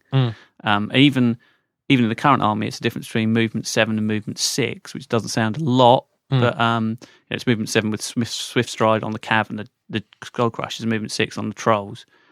It makes a big difference. So you can kind of hit your enemy in wave, lots of different threats coming from lots of different angles. That's what it's all about. But I think really at the heart of it, you have to understand the combats. You have to know that, for example, if I put this unit into that unit, on averages, it should do about this, and if you're kind of 50% below average or 50% above average, kind of what that means. Obviously, you can't mitigate for the turn you put something in. It should do, on average, 6 wounds and it does 1. Just like you can't mitigate for if it does 12. But you got to have a good understanding of that side of things. Otherwise, you can't play the trade game because you're basing your tactics on something that's fundamentally wrong. Now, how do you go about learning that? I know players all learn differently. I'm very much I'd chuck it in a practice game and find out how it went. Oh, it went bad. I'll never do that again. Or are you one of the guys that sits there and works out mathematically in your head? I don't. I just kind of have always been good at mental maths. So I can look at something and go, I should do about that many wounds, or I should be taking that many first. That's kind of it. I mean, obviously, you have to then be really on top of the magic phase as well, because that can fundamentally change things. So you need to be having all those combats in your head and adjusting as things happen in the magic phase. So whether you're choosing to dispel a spell or let it go, what impact that's going to have. It might mean that you don't turn the charge for it in a certain phase. So you need redirectors to be able to avoid that. But that's what I do. I don't need to have the practice because I can look at something and understand it. No, good. Okay. And is there any, you gave a good example, I suppose, of white lines. Is there any other, with your Warriors army, I mean, Warriors is probably a good subject at the moment because of the fact that it's just come out and a lot of people are looking at it. Is there any units that you really utilise that trade-off against? I mean, white lines being one. Is there anything else that pops into your head that you really utilise it against? Demigryphs, potentially. You might be taking them out of the game. A trade-off as well could be completely losing a unit and doing no damage back, but pulling something out of the game so it takes no further part in it. So in the game we've just played, that's pretty much was the job of my Skull Crushers, to take your Demigryphs out of the game so they weren't doing anything, so they can push patrols and knights through your halberdiers and into your core bunker where your characters are and pick the points up that way. So it's not necessarily putting a unit in to trade to do damage so something else can follow it up. Sometimes it's deliberately losing a unit, but pulling somebody so far out of place that they're ineffective for the rest of the game, or ineffective for enough time for you to mass your force in a specific place to punch through. And that's what it's really about, is focusing your effort in a very small space. No, I agree with you. I mean, the example I would use is, as a Skaven player, the Abomination controls massively. Sometimes you can put it on a flank and someone will deploy their nastiest unit opposite, but it's also the unit you don't necessarily want to fight. And then you square the rest of your army up against, the weaker part of it and smash through that and let them have the A-bomb. Doesn't matter. Yeah. And I think positionally, your Blood Crushers did that in that game as well, because you deployed them very wide, which meant I had to match that with my deployment if I wanted to deal with them, whereas I should have ignored them and deployed differently. But yeah, it's an interesting concept, isn't it? That not just a trade-off in terms of trading up points, it's trading off position. Yeah, absolutely, because board space can sometimes be much more important than losing points, because it allows you to do what you want to do. And that's kind of a key element of the game, is if I'm doing things that allow me to do what I want to do and stop you doing what you want to do, I should be winning the game. And you've got to have a good understanding. I mean, Skull Crushers work great out on a flank by themselves because they're frenzied. And yes, you have to accept that they might be making charges you don't want them to, but you can mitigate against that to a certain degree. But they're not taking panic tests. They're going to be out there. They're either going to charge something you don't want, or they're going to be sticking around for most of the game. And as I'm finding, having played against them repeatedly now, they are severely annoying because they do kick out a ton of damage, and it's hard to beat them. Unless it's one of those. They're one of those units that if you've got a lot of ranks, they're going to kill a lot of your models. If you haven't got a lot of ranks, they're probably going to do similar to wounds to you. They strike before you at higher weapon skill. So stats of weapon skill 5, initiative 5, strength 5, or initiative 2 on the crush. Magic 5. It means most things are hitting you on at least 4s, and you're usually hitting on 3s. So they're great. Indeed. No, can you think, going back to you were a high elf player for a lot of last year, early part of this year. Yeah. Can you think of any trade-offs that you had done to you that you used to hate? People going, they just charge something in and decimate you. Ogres is a good example. Mournfangs come in, they do some damage to you. The impact is tentative damage, because often you can kill the Mournfangs before they get to strike. But then you haven't got enough white lines to fight the Gutstar. Or, a favourite unit of mine in the Ogre list, 4 balls with extra hand weapons. They then come in again, and they do damage you and just take you out. So yeah, that's a good against high elves, which are probably changing, but that's a good counter there. But it applies equally to things like other elite infantry, warriors of chaos, Khorne warriors with halberds or great weapons, something like that. You put something in, do damage, because it's about the model count. It's not about what you lose. It's about you've got to erode that unit to take it off. You're never going to take it off in one hit. It isn't going to happen. Or are there things you can do, sort of run down the side and throw your breath weapon down the side. There's lots of different things you can do, but those real hard hitting infantry units tend to be, you have to trade them. It can be the same with Mournfang. You put something inside, you kill one of them, that then means that the Mournfang unit then can't take off one of yours. So you can trade the other way, which is you sacrifice something to deplete a unit so that then it can't come into you to meaningfully deplete you. So it comes in and your opponent loses it, but it doesn't do enough damage, so he's then got something else to come in and take it out. So and again, that's knowledge of the matchup. You know that you've done enough that when he comes in, you've still got a unit left. Yeah. I mean, it's one of the things I'm having a problem with the Empire at the minute when I'm playing you're using double trolls and a lot of armour that's very, very fast. And I'm struggling with working out what to trade and where. And I'll get it eventually, but it's taking me a bit of a time to work it out because it's a bit of a tough match, I think. So, but yeah, always an interesting subject. It's not something that you can. There's a few examples you've cited there, which I think are really good ones of the way this works. But I think it's always trying to look at that long game, and you hear players come to a table, and I've done it before in the past with matchups. Being someone that needs to play a lot, I look at a matchup and I think, I don't know what I'm going to do against this. It's just going to roll me, and then.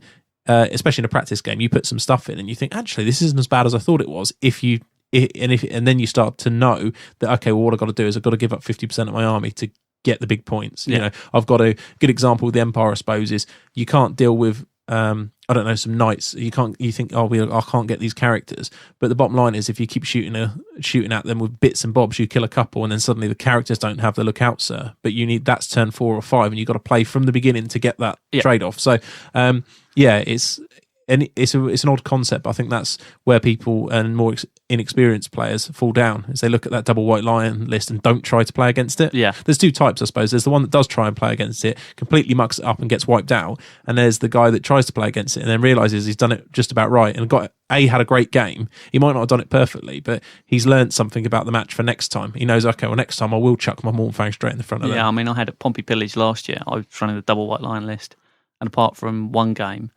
my other 5 opponents just didn't want to play. They looked at double white lions, went, I don't know how to play that, and they literally ran away from you. And the army isn't fast enough.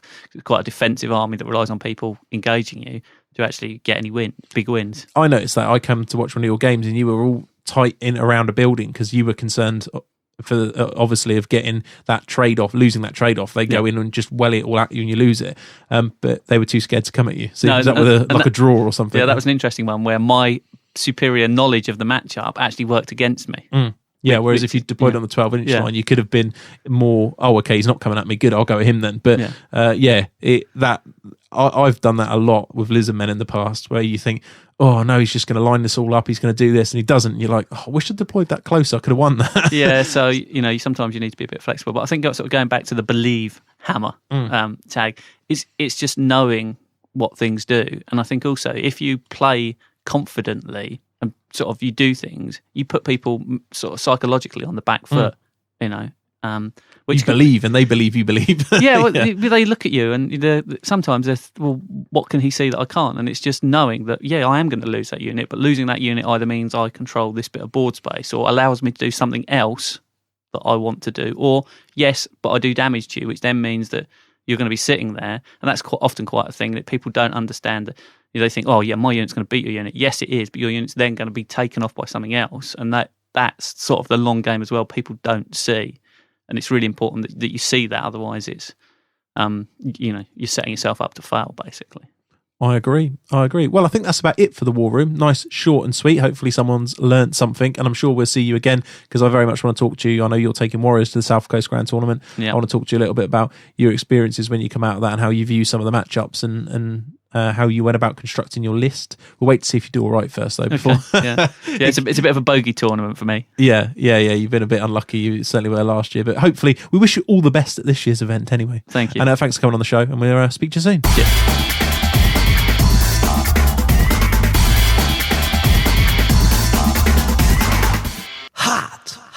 or not.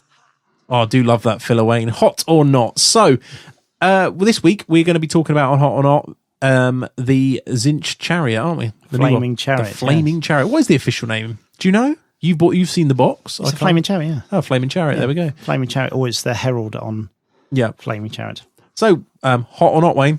I love it. I think it's great. I mean, when I saw the original pictures of it in White Dwarf, I was a bit kind of not really sure about this because it is kind of 2D. It's very straight down the middle. Having put the kit together, we've got it in front of us on a desk here. Having put the kit together, very easy to solve that kind of straight line of it. I mean, because if you've got if you kept all your sprues from all your other horrors and stuff like that, you can add extra arms to it because it's all done in the same style. But I love it. I think it's a great kit. I'm really looking forward to painting it because it's just got a real. It's kind of weird. It is like 1D when you look at the. If you look down the side, 1D. That's a group, yeah. Right? Sort of 2-dimensional when you look at the Exalted Flamer, but the Screamers are kind of they've got really good movement to them because they're kind of flying over each other. So that is really good. The disc itself is fantastic. I love the fact that you can actually make a herald on a disc. Basically, what you've got the main disc, you've got a choice of 2 inserts. And obviously you've got one insert which is for the Exalted Flamer and one insert which is for the Herald. But if you take the one for the Herald and add, because there's some spikes left over, add those spikes to it and a few little bits and bobs, you can make a Herald on a disc, which I'm going to make up and use it as a unit filler for my, because I've already got a disc rider. So I'm going to make that up as a unit filler for my horrors, and then I'm going to do the blue scribes as well, because I've been wanting to paint that model for a long time. And all with this Flaming Chariot, all I'm going to do is on the Exalted Flame, I'm going to add a few horror arms just to give it a bit of sort of, make it a bit wider, give it some movement to the sides. But I love it. I think I didn't think I would. I got one of the kits. I didn't think I'd like it, but I think it's great. Excellent. I think with the White Dwarf pictures where they've done the flame green, the whole people say the seaweed chariot, I don't think that's done it any favours. But I think if you do and I didn't really like the way they did the 40k one because it was very dark blue with like proper flame.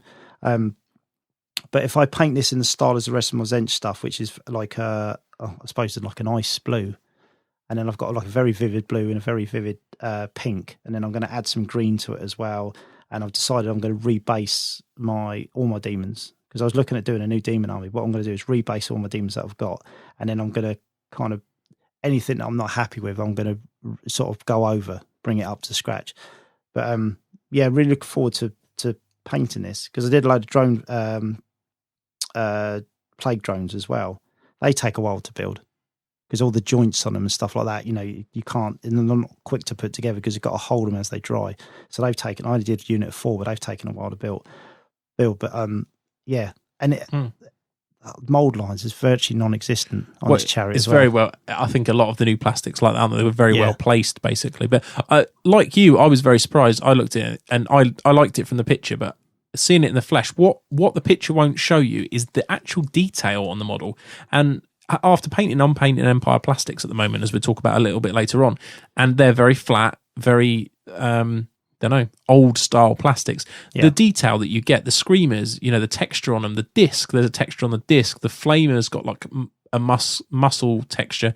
It's just stuff like that looks really, really fine, doesn't it, for a plastic? Like the detail level, and it's unbelievable. And it just goes to show you the technology, I suppose, and that's moved on. And people doing this at Games Workshop must be patting themselves on the back, and deservedly so, because the people, I think price-wise, what you actually pay for that kit is well worth it. Yeah, and I don't say that about a lot of Games Workshop stuff. We've discussed this before, and we will skip over it. But we'll pay whatever they charge, basically. But I think some kits are worth more value than others, but that is worth the money, in my opinion. Yeah, I think take into consideration that you get the Herald as well. And the option to put them on a disc, or you've got the option to put them on foot. Yeah, it's great. But I'd almost be tempted to buy that to unit fill. You could have the Exalted Flamer not on a rock, because that's the stereotypical thing that everyone moans about, but that you could have that on something, a bit of ruin or something in there, and two screamers flying over the unit, and the Herald somewhere in the unit, and that's just one quick way to make the unit interesting. Well, the way the screamers go together, when you get a box of screamers, the way the tail goes on, you always get leftover tails. So if you wanted to for a unit filler, you could actually take the screamers, you know, and put the leftover tails on them so you could use those just as screamers because the rest of them's constructed the same.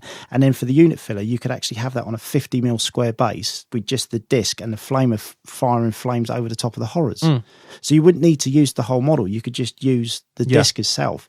It's very versatile kit. It's I think it's great. I mean, even if you started chopping it up and you kind of used the flame, actually the flames on a herald. So if you had the herald on a disc and then you had him casting a spell and you somehow pinned it to his hand or his mouth and the flame's coming out, so it looks like he's casting a spell. There's loads of stuff you could do with it. I'm also looking at the disc that your Exalted Flame is on, thinking that would actually look quite cool as a banner, as in flip it up, attach it to a pole and have the, you know, if you had a Zinch battle standard, you could make that look quite a powerful looking talisman type thing. But I don't know, loads of options. You'd love this, right? Because it's got a central, obviously you've got the choice of 2 discs which go inside of the main disc.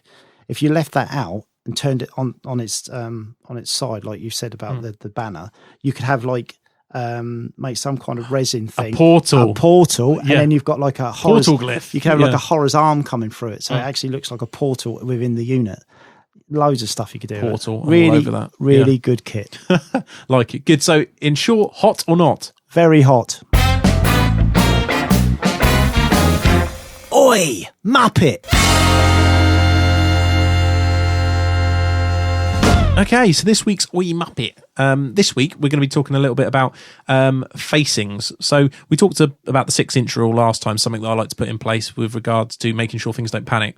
One thing I do see a lot along those kind of lines in games of Warhammer is things not facing places. Now, that might sound silly because everything's got a facing, but give you an example, there'd be a building and deployment zone, and midway through the game, someone's moved a unit of flyers or something up. And they've just faced the building. There's nothing around the building. They've just left it facing the building because they've moved it sloppily.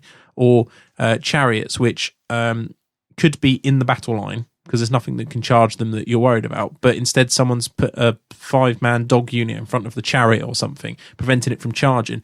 So this week's one is really just trying to keep an idea of what your units are looking at, what their potential threat range is, I guess. So a good example being, when I play Lizardmen, I used to hate it when there was a lot of units of flyers, but I've played people before who have left them either at weird angles or up against a piece of terrain so that their line of sight's blocked, so they're not threatening an area that I would move into. And we used to always use this phrase back in the early days of the show, and people used to take the mick about controlling board space, but that is what you're doing. It is basically what you're doing. It's about controlling board space. And the same with if you've got particularly like a corn chariot and you've got 5 dogs.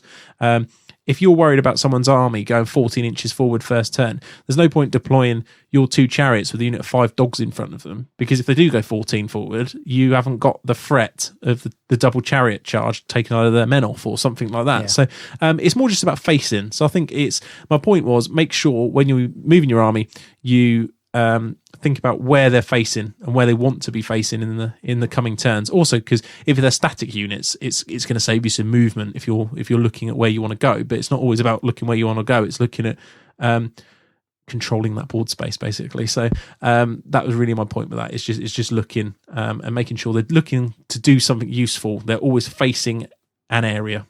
That's it, really. I suppose you've got the whole thing with swarms and stuff like that as well. Swarms, rat packs, the small rat packs like the darts, stuff like that. Because I've got caught out so many times with that, where I've been very sloppy with my movement on something that's supposed to be blocking, and not really taking enough care and attention with the unit that's behind it. And it's kind of the whole reason you're using it in the first place. So you should show it a bit more respect, really. Yes. And I've been caught out many times like that. Yeah, and you probably found with rat packs that you can get this point where you. It actually blocks the unit behind it from charging anything. Yeah. So, because I used to do it to people all the time. They move their 5 dogs up and with a unit behind it, and you just move your unit an inch in front of the dogs and sit there. Yeah. Because you don't want to be charged by the unit behind it. There's stuff like that. And it happens all the time. So, yeah, facings, people, use them wisely. Beady, weedy, wee. Okay, Wayne and I's personal... Wayne and I? Can I say that? I don't know. Wayne and me. You can say whatever you like, mate. It's your show. Yeah, let's do it. Wayne and me, our favourite part of the show where we talk about what we've been up to this week. So I think I'm going to start this week, Wayne, because mine's relatively short. So There's a surprise. Sitting next to Wayne on his left is what I've been up to this week, which is painting more Empire models. I'm currently trying to paint my Empire army, and I've been plugging away at me halberdiers. I've been trying to do them on batch. I rewrote a list and realised I'd quite like a second unit and started to cry. I kept trying to justify to myself why I didn't need the second unit, and I'm struggling at the moment.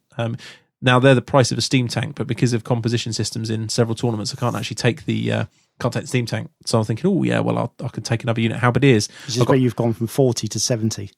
Yes, yeah, effectively. And then I've put in some small archer units and things as well, and I'm thinking, a lot of inventory. Big model count. I liked it when it was just knights, knights and demigryphs. It was easy to paint. So yeah, that's what I've been doing. But I've actually been enjoying it. I've got to say, I've been putting again little painting things that people do, I suppose. But I've been putting Netflix on, watching a bit of Doctor Who, or watching some rubbish film that my missus won't watch with me, or something. And doing that, or listening to podcasts, depending on what's out at the time, and just plugging away. And it's quite nice. I mean, I do it. As a person who's quite busy and has a couple of kids and a missus and everything else, it's quite nice. I still do my hour before work. So I come down, not every morning at the moment because I've got other things that I'm trying to do, but I normally come down, switch all that on. It's just nice chill for an hour just before you start the day to get on. I know most people like exercise or something, but you know, not me, not at this moment in time anyway. So yeah, that's what I've been doing. And I've got a game planned as we're recording this tomorrow with Brian the Hobby Killer, so that should be good, and try out this list. Hopefully he'll show me the error of my ways and I won't need those 70, 80 how it is, but we'll find out. So Wayne, what about yourself? What have you been up to? Touched on it obviously already. Loads of scenery making. I've got some commission work, so I've got 6 rat ogres on the go at the moment, an A-bomb, a hurricane, and I've got to do 6 demigryphs, so I need to crack those out. Because obviously there's people waiting for those. Mm-hmm. So this is for your commission, yeah. Yeah, it's for commission work. And then I've decided I'm going to not rebase. I'm just the snow basing on my demons. I'm basically going to copy what I've done with the Skaven with the whole green painted bases with the static grass, but more static grass, there's more texture to it. Because I want to change that, and then I want to revamp. I've started working on I did a Bloodthirster a while ago, but the test basis for the Bloodthirster, because I'm not sure if I'm going to. I will try him out at some point, but I'm not sure if he's going to be a regular part of the army. So I'm going to do it on him, and I've got a few weapons because he's got 4 arms, this Bloodthirster. So I'm kind of trying out some different. But I'm working on black at the moment, trying to get black right. But I was really happy with the way it came out on the skull cannon that I did. So yes, built some plague drones, 4 plague drones I built, but I'm going to have 5 because I think 5's the way to go with them. Because with the poison, they work out I think it's 300 points for 4. So if you're going to go for the 2 skull cannons or 2 flying chariots, you know it doesn't encroach on their points at all. So you might as well go for the 5. Yeah, loads, and as usual, loads going. And obviously, I want to start on this. I've been penning some ideas for this new the Abbey for when we do the scenario. So yeah, as usual, loads. You know, there's not enough hours in the day. Good. And have you had a...